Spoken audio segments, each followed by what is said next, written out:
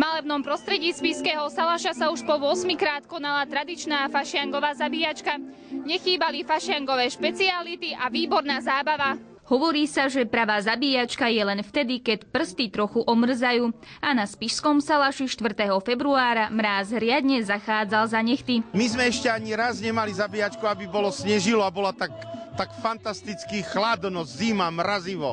A to ma strašne motivuje, že konečne prišlo to tak, ako to vlastne má byť. Našťastie si to skúsení mesiari ani nestíhali uvedomiť, pretože mali plné ruky práce a od skorého rána sa nezastavili. Spod ich zručných rúk vyrastali klobásy a jaternice. Z obrovských kotlov uprostred Salaša sa vznášala vôňa ovaru a iných špecialít typických pre spišský región. Spišský región je väčšinou gebricín. To je ako z každého druhu mesa troška a zalie sa s vývarou a sa dokorení sol, čierne korenie a tak veci. Ako to chutí ľuďom?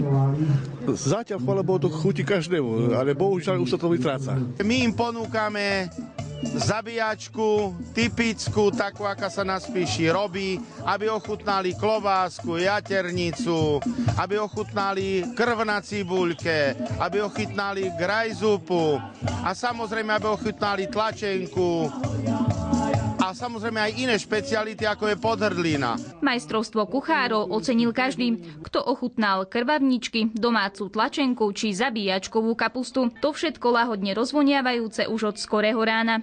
Čerstvo pripravené výrobky šli na dračku. Spokojné tváre návštevníkov dávali tušiť, že zakálačkový folklór na Spiši len tak skoro nevyhynie, aj keby bolo chovateľov ošípaných stále menej a menej. Zabíjačkovú atmosféru a dobroty všakovakého druhu si s úsmevom na tvári pochvaľovali. Som tu prvý ročník, ale celkom fajn. Atmosféra, program, hej, aj zima, pekne je to paráda. Výborne, krásne. Pri ľudovej hudbe, speve, tanci, sprievodných fašiangových tradíciách a oblečení vo fašiangových maskách sa návštevníci zabávali tak, ako sa na pravej zabíjačke patrí.